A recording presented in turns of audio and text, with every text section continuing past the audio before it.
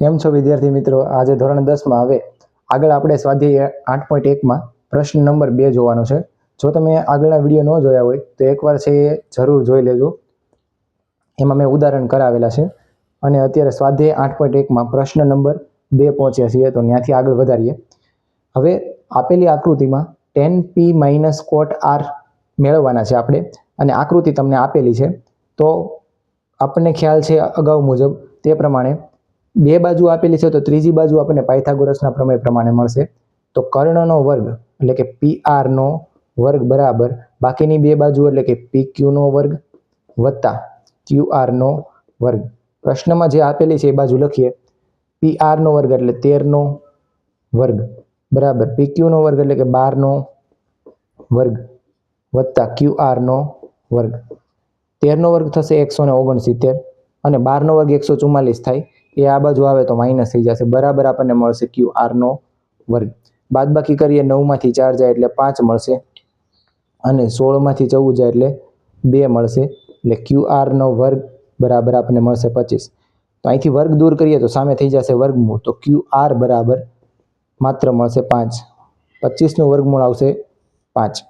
હવે બાકીની આપણને જે કિંમત આપેલી છે એ મેળવીએ. tan p - cot r. tan p એટલે આ ખૂણા માટેની વાત કરી છે અને cot r એટલે આપણે આ ખૂણા માટે વાત કરશું.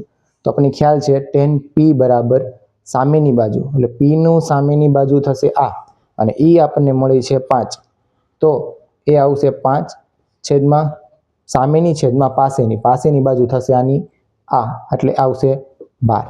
એવી જ રીતે cot r માં એ આનું ઊંધું છે એટલે સીધું અહીંયા આપણે લખી શકીએ કે 12/5. હવે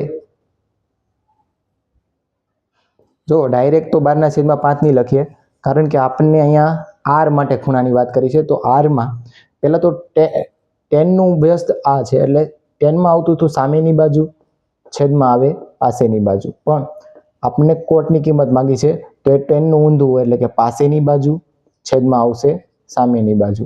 હવે તો આના પ્રમાણે જોઈએ તો એની પાસેની બાજુ કઈ થશે?